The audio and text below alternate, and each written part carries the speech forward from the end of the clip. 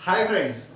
तो देखिएगा, online classes की श्रृंखला में आपको नया टॉपिक जो राजस्थान की प्रमुख जनजातियां है वो पढ़ाया जा रहा था। और राजस्थान की प्रमुख जनजातियों के दो प्रमुख जनजाति मीणा जनजाति और भील जनजाति आपको पढ़ाई जा चुकी है।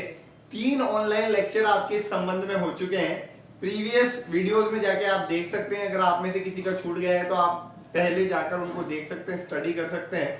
आज जो होगा हमारा टॉपिक पहले पढ़े हुए क्लासेस के आगे का रहेगा। तो आज हम बात करेंगे एक नई जनजाति के बारे में, और जो हमारी आज की जनजाति रहने वाली है वो रहने वाली है गरासिया। गरासिया जनजाति के बारे में हम पढ़ेंगे। तो देखिएगा, सबसे पहली बात, इंपॉर्टेंट बात देखिएगा कि राजस्थान में गरासिया तीसरी सबसे बड़ी जनजाति है। तीसरी बड़ी सबसे जनजाति, जैसे मैं बता चुका हूं, पहले स्थान पर मीणा, दूसरे स्थान पर भील और तीसरे स्थान पर गरासिया आती है। आप देखिएगा, अगर आपसे एग्जाम में प्रश्न आ जाए कि राजस्थान में गरासिया जनजाति कहां निवास करती है, तो आपका पहला और बेसिक और प्राइमरी आंसर जो होगा वो सिरोही होगा कि राजस्थान में गरासिया जनजाति किस निकटवर्ती क्षेत्र के आसपास निवास करती है। तो सिरोही बिल्कुल राइट आंसर है। सिरोही के साथ साथ उदयपुर का समीपवर्ती क्षेत्र जो सिरोही से लगा हुआ है, वहां पर भी ये जनजाति निवास करती है। अगर आपसे सिरोही में आप अंदर पूछा जाए तो आपको याद रखना होगा कि सिरोही में भी कौन सा स्थान है, माउंट आबू स्थान है, जहां पर पिंचवाड़ा क्षेत्र के आसपास यानी पिंचवाड़ा निकटवर्ती क्षेत्र में निवास करती है। जबकि उदयपुर में बात करें तो आपने नाम सुना होगा गोगुंदा, बिल्कुल गोगुंदा की पहाड़ियां, जहां पर महाराणा प्रताप का राज्याभिषेक हुआ था, उसी गोगुंदा के कोटड़ा के समीपवर्ती क्षेत्रों में गरासिया जनजाति निवास करती है। तो देखिएगा, राजस्थान की जनजातियों के निवास स्थल के बारे में हमेशा प्रश्न आता है, और सिरोही एक इंपॉर्टेंट जगह है जहां पर गरासिया जनजाति के बारे में से प्रश्न आता है। तो आपको फर्स्ट आंसर सिरोही याद रखना है। अगर बड़ा एग्जाम्स है तो उसमें अंदर से जा सकता है, एग्जामिनर डिटेल प्रश्न पूछ सकता है, तो आपको वहां पर पिंचवाड़ा और कोटड़ा ध्यान रखना होगा। अब बात करते हैं हम आगे की बात करते हैं। तो आगे की जब हम बात करते हैं तो सबसे पहले हमें एक चीज जिसके बिना हम जनजातियों में आगे नहीं बढ़ सकते, वो इनकी उत्पत्ति के बारे में, कि कौन सी जनजाति के लोग की उत्पत्ति के संबंध में क्या मत है, ये हमारे लिए बहुत ही इंपॉर्टेंट होता है। तो उत्पत्ति के यहाँ पर हमें दो मत देखने को मिलते हैं। जैसे कि पहला मत जो कि गरासिया स्वयं को मानते हैं, गरासिया स्वयं अपनी खुद की उत्पत्ति के बारे में जो रीजन देते हैं वो है। और दूसरा जो मत है वो कर्नल जेम्स टोड द्वारा, और ये आपको बताने की जरूरत नहीं है कि ये वाला जरूर पूछा जाता है, हालांकि हम शुरुआत यहां से करेंगे। तो देखिएगा, गरासिया स्वयं को भगवान राम का वंशज बताते हैं। तो देखिएगा, मैं आपको पहले ही बता चुका हूं कि मीणा जनजाति विष्णु मीन अवतार को, भील जनजाति शिव के अवतार को, जबकि गरासिया जनजाति जो है वो भगवान राम को अपना आदि पुरुष बताती है और उनसे अपनी उत्पत्ति का सिद्धांत बताती है।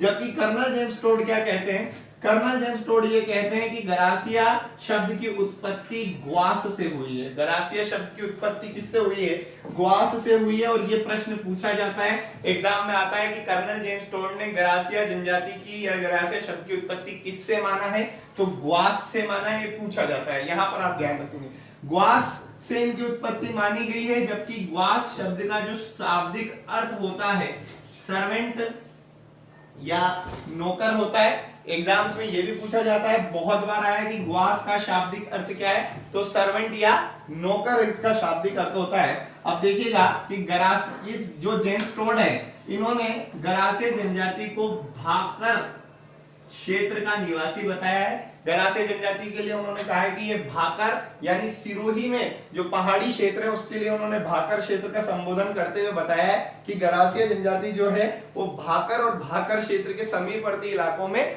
जंगलों में निवास करती है। इस प्रकार से गरासिया के बारे में जेम्स टोड का मत था।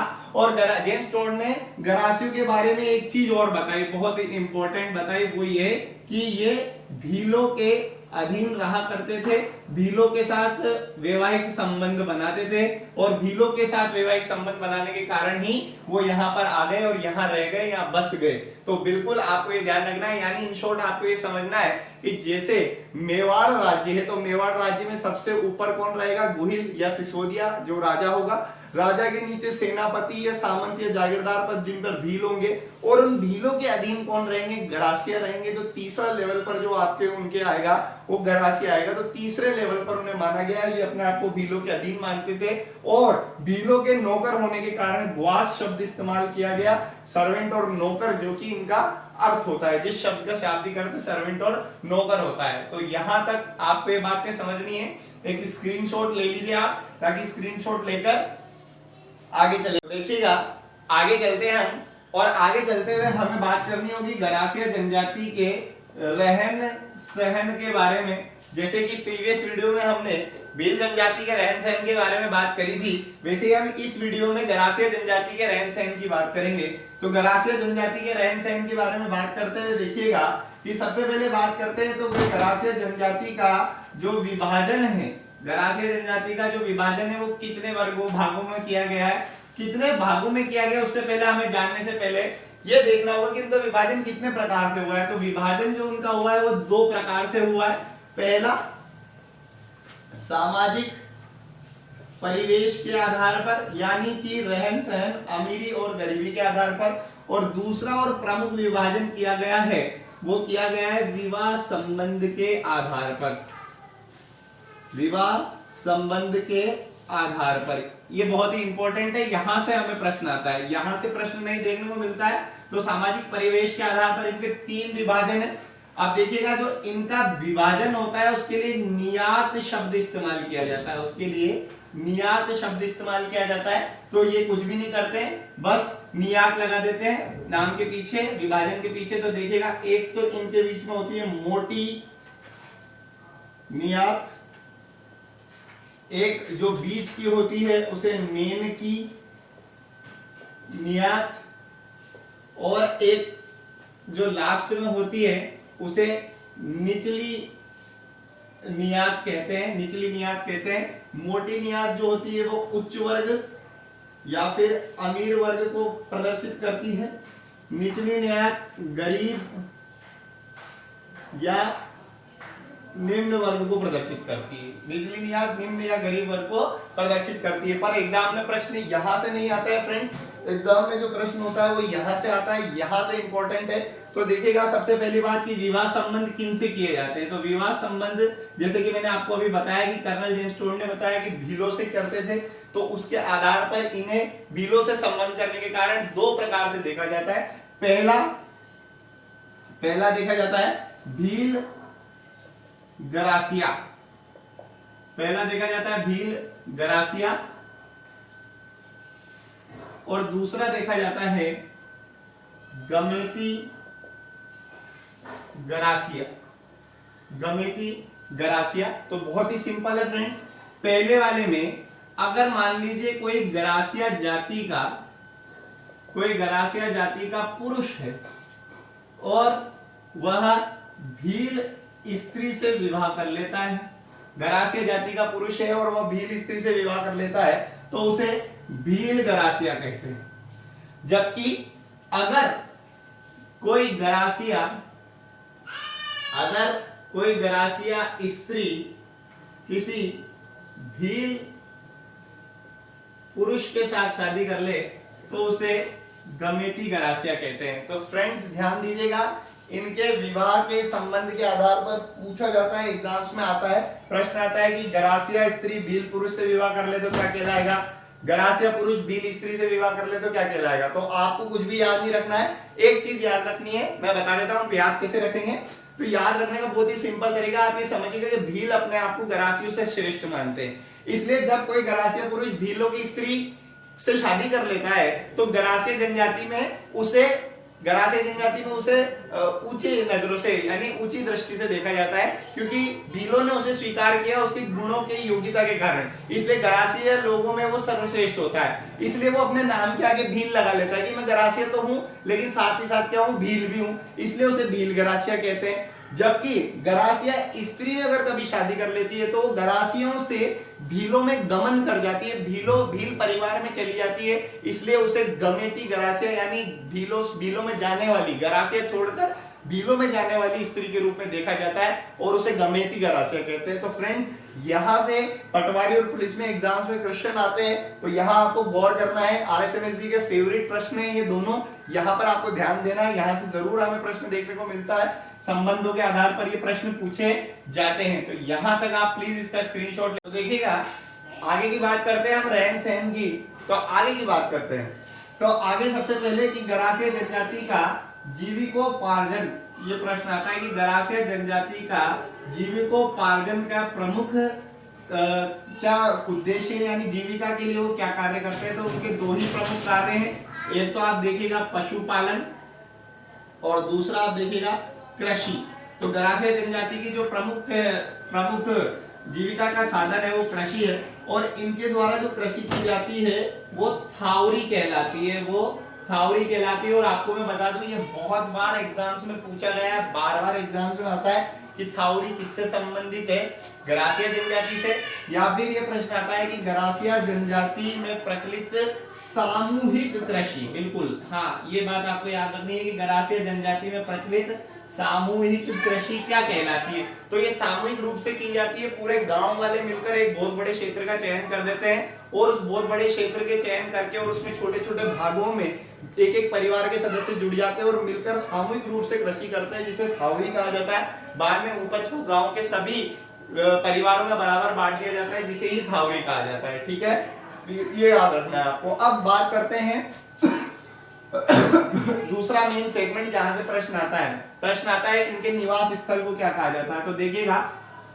सबसे पहले बात करते हैं कि गरासिया जनजाति में जो घर होता है उस घर को घेर कहा जाता है। घर को किससे कहा जाता है, घेर कहा जाता है। जबकि घरों के जो समूह होते हैं या जो गांव के छोटे छोटे हिस्से होते हैं, जो गांव होते हैं, उन्हें पाल से संबोधित किया जाता है। किससे संबोधित किया जाता है, पाल से संबोधित किया जाता है। ध्यान रखिएगा, आप सोच रहे होंगे कि सर आपने पिछली वीडियो में भील जनजाति में भी पाल का इस्तेमाल किया है, तो बिल्कुल सही है, क्योंकि भील जो हम बात कर रहे हैं उदयपुर क्षेत्र की, और उदयपुर क्षेत्र में भीलोड़ी भाषा का प्रचलन है, और गरासिया जनजाति की जो बोली है वो भी भीलोड़ी, वागड़ी और मेवाड़ी मिश्रित है। तो इसलिए कई शब्द हमें बिल्कुल सेम टू सेम मिलते हैं, इसलिए कंफ्यूज होने की जरूरत नहीं है। भीलों के गांव को भी पाल कहा जाता है और गरासिया के गांव को भी पाल कहा जाता है। बस इतना से याद रखना, उसमें बीच में फला और खेड़ा था, यहाँ पर फला और खेड़ा नहीं है, यहाँ पर डायरेक्ट पाल आ चुका है। और इसके अलावा यहाँ पर आपको याद रखना है कि यहाँ पर वहां पर पाल का मुखिया पालवी था, यहाँ पर पाल का मुखिया जो होता है वो सहलोत कहलाता है। पाल का मुखिया सहलोत, तो देखिएगा पाल का मुखिया सहलोत कहलाता है, वहां पाल का मुखिया पालवी कहलाता है। एक तो बात आपको ये याद रखनी है। अब इसमें भी इंपॉर्टेंट क्या है, इस घर के हिस्से के बारे में प्रश्न आते हैं। देखिएगा, ये बहुत ही मेजर बात है, इस घर के हिस्से के बारे में प्रश्न आते हैं। इस घर के स्थान जो होते हैं इनके बारे में प्रश्न आता है। सबसे पहले प्रश्न आता है, जो आता है कोठी या सोहरी, यहां से बहुत ज्यादा प्रश्न आता है, एग्जाम्स में हमें देखने को मिलता है। तो गरासिया जनजाति में अनाज भंडारण के लिए जो कमरा बनाया जाता है या मिट्टी की अलमारी बनाई जाती है उसे कोठी या सोहरी कहते हैं। एग्जाम्स में बहुत बार पूछा जाता है, बहुत बार आता है कोठी या सोहरी। इसके अलावा गरासिया जनजाति का जो आंगन होता है या बरामदा जिसे हम कहते हैं, उसके लिए ओसरा शब्द का इस्तेमाल किया जाता है। ओसरा शब्द का इस्तेमाल किया जाता है। ये दोनों एग्जाम्स में काफी ज्यादा आते हैं। कोठी या सोरी और आंगन को क्या कहते हैं, ओसरा। आंगन या बरामदे को क्या कहा जाता है, ओसरा कहा जाता है। यहां तक आपको बातें समझनी है, यहां तक का आप स्क्रीनशॉट ले लो। आगे चलते हैं, अपन स्क्रीनशॉट ले लीजिए, यहां पर इसके आगे चलते हैं। तो देखिएगा, अब सबसे पहली बात रहन और सहन हो गया। अब रहन और सहन होने के बाद हमें किसके बारे में बात करनी पड़ेगी, तो हमें बात करनी पड़ेगी गरासिया जनजाति के विवाह पद्धति के बारे में। विवाह पद्धति के बारे में बात करनी पड़ेगी। तो बहुत सारी विवाह पद्धतियां इनके यहाँ प्रचलित होती है, लेकिन आपको एक बात याद रखना है, और वो ये कि बाल विवाह का प्रचलन बिल्कुल नहीं होता है। मैंने आपको बताया मीणा जनजाति में बाल विवाह का प्रचलन होता है, लेकिन भील और गरासिया में बाल विवाह प्रचलित नहीं होता है, क्योंकि लड़की के वयस्क हो जाने पर ही उसकी शादी की जाती है। ये बहुत ही इंपॉर्टेंट बात है। इसके अलावा कौन कौन से विवाह होते हैं इनके, तो आपको याद रखना है, एक तो मेलबी विवाह, ये प्रश्न आता है, पूछा जाता है, मेलबी विवाह पूछा जाता है। दूसरा ताड़ना विवाह, ये पूछा जाता है एग्जाम्स में, मेलबी और ताड़ना किससे संबंधित है, एग्जाम्स में आता रहता है। इसके अलावा एक बात और याद रखिएगा कि गरासिया जनजाति में गंधर्व विवाह अत्यधिक प्रचलित है। गंधर्व विवाह, जिसके लिए हम अंग्रेजी में शब्द इस्तेमाल करते हैं लव मैरिज, तो गरासिया जनजाति में लव मैरिज बहुत ज्यादा प्रचलित होती है। और गरासिया जनजाति का लगने वाला जो मनखारो मेला है, गरासिया जनजाति का लगने वाला जो मनखारो मेला है, उस मनखारो मेला में गरासिया जनजाति के युवक और युवती अपने जीवन साथी का चुनाव करते हैं। और एग्जाम में प्रश्न आता है कि किस जनजाति में लव मैरिज या फिर पसंद गंधर्व विवाह अत्यधिक प्रचलित है, प्रश्न आता है, या फिर किस जनजाति में गरासिया पुरुष वो महिला अपने जीवन साथी का चुनाव करते हैं, ये भी प्रश्न आता है। तो आपको ध्यान रखना है, मनखारो मेला इसका आंसर होगा। अब जब यहाँ पर स्त्रियां शादी कर लेती हैं, तो शादी करने के बाद में इनके रहन सहन में भी परिवर्तन आता है, और बहुत ही इंपॉर्टेंट है। पहली बात कि गरासिया जनजाति में चूड़ा बहुत ज्यादा प्रचलित होता है। तो गरासिया जनजाति में चूड़े को देखकर पता लगाया जाता है कि भाई इस लड़की की शादी हुई है या नहीं हुई है। तो यहाँ पर कुंवारी महिला का चूड़ा अलग होता है और विवाहित महिला का चूड़ा बहुत अलग होता है। तो यहाँ पर आप याद रखना कि जो कुंवारी महिला होती है वो तो लाख का चूड़ा पहनती है, कुंवारी महिला जो होती है वो लाख का, यानी कुंवारी युवती लाख का चूड़ा पहनती है, जबकि विवाहित जो महिला होती है वो हाथी दांत से बना चूड़ा पहनती है, हाथी दांत का चूड़ा पहनती है। बिल्कुल ध्यान दीजिएगा, एग्जामिनर यहाँ पर खेल जाता है, क्योंकि अपने जो बाकी जनजातियों के अलावा जो संस्कृति है उसमें हम ये समझते हैं कि शादी होने के बाद ही लाख का चूड़ा पहना जाता है, लेकिन इस जनजाति में उल्टा सिस्टम है। लाख का चूड़ा शादी से पहले, शादी के बाद हाथी दांत का चूड़ा पहना जाता है, क्योंकि वो महंगा होता है, संपन्नता की निशानी है। हाथी जो है, हाथी का जो दांत है वो वैभव और संपन्नता को प्रदर्शित करता है, इसलिए विवाह होने के बाद में महिला को हाथी दांत पहनाया जाता है, जबकि कुंवारी जब होती है तो केवल और केवल लाख का चूड़ा पहनती है। तो अभी तक हमने समझा, वो आपको याद रखना है। विवाह पद्धति में मेलबी, ताड़ना, गंधर्व, इसके अलावा जो आपने पहले समझे हैं, दापा बिल्कुल इसमें प्रचलित है, नाता इसमें बिल्कुल प्रचलित है, देवर इसमें बिल्कुल प्रचलित है। जो पूर्व में पढ़े गए विवाह वो सब कॉमन है। एग्जाम की दृष्टि से जो गरासिया में पूछे जाते हैं वो दो ही हैं। मेलबी विवाह, इसमें सीधे जाकर दूल्हे के घर पर जाकर दुल्हन को छोड़ दिया जाता है, उसे मेलबी विवाह कहते हैं। ताड़ना विवाह भी इसी प्रकार से छोटी लघु रस्मों के साथ संपन्न किया जाता है, क्योंकि गरासिया इतने संपन्न नहीं होते हैं कि भीलों के प्रकार से वो कार्य कर सके, इसलिए छोटी शॉर्ट रस्मों के साथ ही शादी विवाह करते हैं। यहां तक आपको समझ में आ गया हो तो आगे चलूंगा मैं, आगे देखता हूं।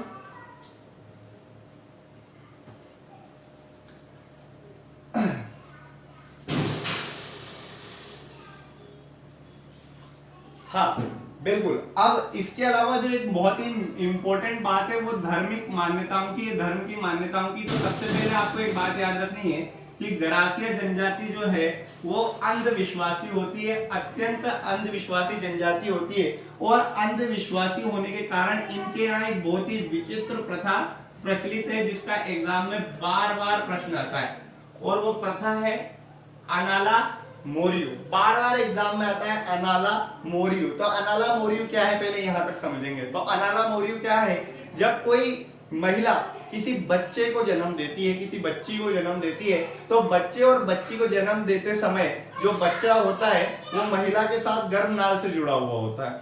तो जब बच्चे का जन्म होता है तो उस गर्भनाल को काटा जाता है, और काटकर जनरली दूसरी जनजातियों में फेंक दिया जाता है।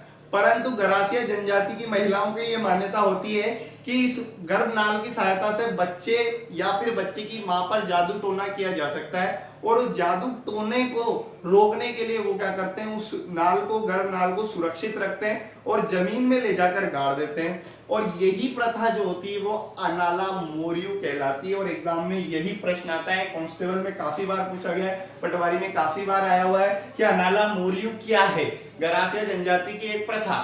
दूसरा प्रश्न कि अनाला मोरियू किससे संबंधित है, गरासिया जनजाति से। और तीसरा प्रश्न जो इसका बनेगा कि गर्भनाल को गाड़ने की परंपरा, गर्भनाल को गाड़ने की परंपरा किस जनजाति में प्रचलित है। तो आपको याद रखना पड़ेगा गरासिया जनजाति में प्रचलित है और उस प्रथा का नाम है अनाला मोरियू। इसके अलावा इनका भी आपको याद रखना पड़ेगा पवित्र स्थान, बिल्कुल माउंट आबू, पवित्र स्थान है इनका माउंट आबू, जिसमें नक्की झील स्थित है, जो इनका पवित्र स्थान है। पवित्र इनका जो पक्षी है वो मोर है, पवित्र पक्षी इनका, पक्षी जो है इनका मोर है। तो पवित्र स्थान और पवित्र पक्षी की बात करते हैं।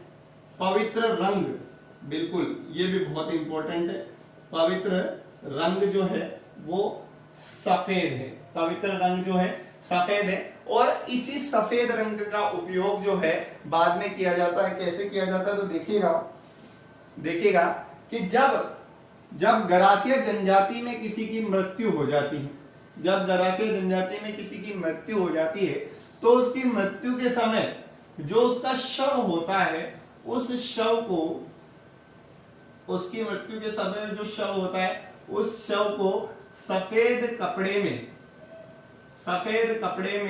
लपेटकर गाड़ा जाता है, सफेद कपड़े में लपेटकर गाड़ा जाता है। ये भी एग्जाम्स में प्रश्न आया हुआ है कि किस जनजाति में गरासिया की शव को सफेद कपड़े में लपेटकर गाड़ने की परंपरा है। तो ध्यान दीजिएगा गरासिया जनजाति में, क्योंकि उनका पवित्र रंग सफेद है, पवित्र पक्षी मोर है और पवित्र स्थान माउंट आबू है, जिसे नक्की झील भी कहते हैं। यहां तक आपको ध्यान रखना है, ये इनके धार्मिक प्रथाओं से जुड़ी है, ये बहुत ही इंपॉर्टेंट है। यहां तक आपको तो स्क्रीनशॉट ले लीजिए, स्क्रीनशॉट ले लिया होगा आपने। आगे चलते हैं, आगे की बात करते हैं गरासिया जनजाति की। तो इसमें आगे देखते हैं, तो देखिएगा आगे हम बात करते हैं गरासिया जनजातियों के त्योहारों की, त्योहारों का कौन कौन से त्योहार मनाते हैं। तो देखिएगा सबसे पहले बात की गरासिया जनजाति में जो त्योहार हैं वो गणगौर के आसपास से शुरू माने जाते हैं। और गणगौर और इसके अलावा जो नवरात्रे हैं माता के, इनकी विशेष आस्था होती है। गणगौर और नवरात्रों में यहाँ पर त्योहारों की धूमधाम रहती है, यहाँ पर बहुत ही ज्यादा उत्सव के रूप में मनाया जाता है। इस उत्सव के समय, इन उत्सवों के समय गरासिया जनजाति में कई प्रकार के नृत्य जो है वो प्रचलित होते हैं। तो नृत्यों के बारे में प्रश्न आते रहते हैं कि कौन कौन से नृत्य है, तो मैं आपको बता देता हूं। जैसे कि एक तो मोरिया, एक कूद, एक लूर, एक वालर, एक ज्वारा, ये सभी प्रश्न जो है। और एक बहुत ही इंपॉर्टेंट मादल, ये 6 नृत्य हैं जो कि गरासिया जनजाति में त्योहारों के अवसर पर किए जाते हैं। प्रश्न आता है, नृत्य और जनजाति को मिलाकर एक टॉपिक बना देते हैं, एक प्रश्न बना देते हैं, और उसमें कौन कौन सा प्रश्न आता है, एक तो वालर, एक मादल और एक ज्वारा, इन तीनों के प्रश्न हमें आते हैं। तो सबसे पहले हम बात करेंगे वालर की, वही इंपॉर्टेंट है, उसी के बारे में से प्रश्न आता है तो वही ध्यान देंगे। पहला बात ये कि वालर नृत्यों के बारे में मैं आपको नृत्य की सीरीज में बताऊंगा। अभी जनजाति पढ़ रहे हैं, जनजाति की सीरीज में सिर्फ एक हिंट ले रहे हैं अपन। तो देखिएगा सबसे पहले वालर नृत्य की बात करते हैं। तो ये राजस्थान का एकमात्र नृत्य है जो कि बिना किसी वाद्य यंत्र की सहायता से किया जाता है। इसमें कोई वाद्य यंत्र का प्रयोग नहीं किया जाता है, जो कि केवल तालियों और कदम ताल के संयोग से किया जाता है। इनके बारे में प्रश्न आता है कि किसमें राजस्थान का एकमात्र नृत्य जिसमें वाद्य यंत्र का प्रयोग नहीं होता है, वालर, या फिर राजस्थान का नृत्य जिसमें कदम ताल व तालियों की सहायता से नृत्य किया जाता है, वालर, या राजस्थान का वह नृत्य जिसमें अंग संचालन महत्वपूर्ण होता है, वो कौन सा नृत्य है, वालर। ये इंपॉर्टेंट है। इन त्योहारों के समय इन त्योहारों के समय गरासिया जनजाति के कुछ मेले भी लगते हैं जो कि बहुत इंपॉर्टेंट है। इस मेलों में मैंने आपको बता दिया है, सबसे पहले एक मेला मनखारो मेला, ये बहुत ही इंपॉर्टेंट है, प्रश्न पूछा जाता है। तो मनखारो मेला कहाँ लगता है? सिरोही में लगता है। मनखारो मेला सिरोही में लगता है, ये आपको याद रखना है। वैशाख कृष्ण पंचमी को लगता है, बहुत ही इंपॉर्टेंट है, पूछा जाता है। दूसरा जो मेला है आपका वो चित्र विचित्र मेला, ये लगता है इनका। और तीसरा जो मेला है इनका घोटिया अंबा का मेला। घोटिया अंबा का मेला, तो नृत्य मेला नंबर 1, मेला नंबर 2 और मेला नंबर 3। ये वाला तो सबसे इंपॉर्टेंट जगह जहां उनका मुख्य निवास है, ये इनका सबसे बड़ा मेला है। दूसरा चित्र विचित्र मेला, तो दूसरा प्रमुख स्थान जहाँ निवास करते हैं उदयपुर, वहां पर लगता है। और तीसरा घोटिया अंबा का मेला जो है वो कहाँ लगता है? बांसवाड़ा में लगता है। तो 3 जगह आपको याद रखनी, इनसे संबंधित है 1, 2 और 3। मनखारो, चित्र विचित्र और घोटिया अंबा का मेला, एक सिरोही में, एक उदयपुर में और एक बांसवाड़ा। यहाँ से हमेशा मनखारो मेला या घोटिया अंबा का मेला, इन दोनों का प्रश्न आपको एग्जाम्स में देखने को मिलता है, यहाँ पर आपको याद रखना है। ठीक है, तो यहाँ तक का आप एक स्क्रीनशॉट ले लो, फिर आगे चलते हैं। स्क्रीनशॉट ले लीजिए यहाँ तक। ठीक है, अब आगे बढ़ते हैं हम। तो गरासिया जनजाति देखिए भील जनजाति है, मेड़ा जनजाति की तरह ज्यादा बड़ी तो नहीं है, बहुत ही शॉर्ट है। तो इसको अपन खत्म करेंगे, और खत्म करने के लिए हमें इनके गरासिया जनजाति में जो पुरुषों की जो वेशभूषा है उसके बारे में कुछ थोड़ा सा पढ़ना पड़ेगा। सबसे पहली बात, इनके पुरुषों में जो कमीज रूपी वस्त्र पहना जाता है, ये एग्जाम से पूछा जाता है कि कमीज रूपी वस्त्र कौन सा पहना जाता है। तो आप ध्यान रखिएगा, झूलकी। ये कमीज रूपी कुर्ता होता है। जो कुर्ता होता है इसमें नीचे की तरफ कुर्ते की तरह होता है, जबकि ऊपर की तरफ बटन्स लगे हुए होते हैं, जिसे झूलकी कहा जाता है। तो ये याद रखना, कमीज रूपी वस्त्र जो है झूलकी कहलाता है। बिल्कुल आप ये यहाँ तक याद रखिएगा। इसके अलावा गरासिया जनजाति में जो पुरुष होते हैं, इन पुरुषों के द्वारा गले में, इनके पुरुषों के द्वारा के जो गले होते हैं उस गले में कठोर धातु का तार पहना जाता है। कठोर धातु का तार पहना जाता है, जैसे कि चाहे वो चांदी का हो चाहे सोने का हो, जिसे हम हसली कहते हैं, इसे खुगाली भी कहा जाता है। ये आभूषण का एक पार्ट है, आभूषणों में इसके बारे में प्रश्न आता है, तो आप ध्यान रखिएगा। यहाँ पर झूलकी, हसली और खुगाली एग्जाम से पूछा जाता है। बात करते हैं स्त्रियों की। तो स्त्रियों की जो बात है, तो स्त्रियों में आपको सबसे पहले याद रखना पड़ेगा कि इनके द्वारा बालों में आभूषण पहना जाता है, जिसे दामड़ी कहते हैं। बालों में आभूषण पहना जाता है, इसे दामड़ी कहते हैं। इसके अलावा जो इनकी इंपॉर्टेंट बात है, कानों में जो आभूषण पहना जाता है उसे झेला या टोटी कहते हैं। झेला या टोटी कहते हैं। ये प्रश्न आता है, आप ध्यान रखिएगा। दामड़ी और झेला या टोटी जो प्रश्न है वो इनके द्वारा पूछा जाता है, यहाँ पर आपको बात याद रखनी होगी। अब इसके आगे चलते हैं, इनमें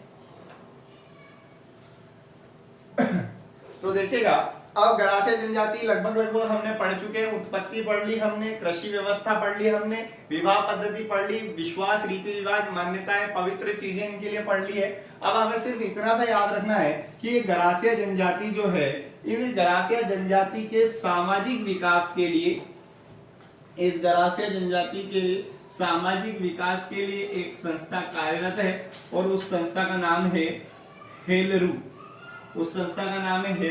और ये प्रश्न एग्जाम्स में पूछा जाता है कि हेलरू किससे संबंधित है। तो आपको याद रखना पड़ेगा, हेलरू जो है गरासिया जनजाति से संबंधित है। दूसरा आपको पूछा जाता है कि गरासिया जनजाति के उत्थान के लिए कौन सी संस्था कार्यरत है। तो आपको यहाँ पर हेलरू के बारे में याद रखना है। हेलरू जिसका मुख्यालय उदयपुर में है, ये आपको याद रखना है। तो ये गरासिया जनजाति के विकास के लिए प्रचलित संस्था है, इसके बारे में हमें याद रखना है। तो ये हमारी गरासिया जनजाति थी, जो कि आज यहीं तक थी। अगली जनजाति इसके आगे की क्लास में आपको पढ़ाई जाएगी, जो कि नेक्स्ट क्लासेस में होगी। तब तक के लिए thank you, thanks for watching. Share कीजिए, सब्सक्राइब कीजिए, लाइक कीजिए। आगे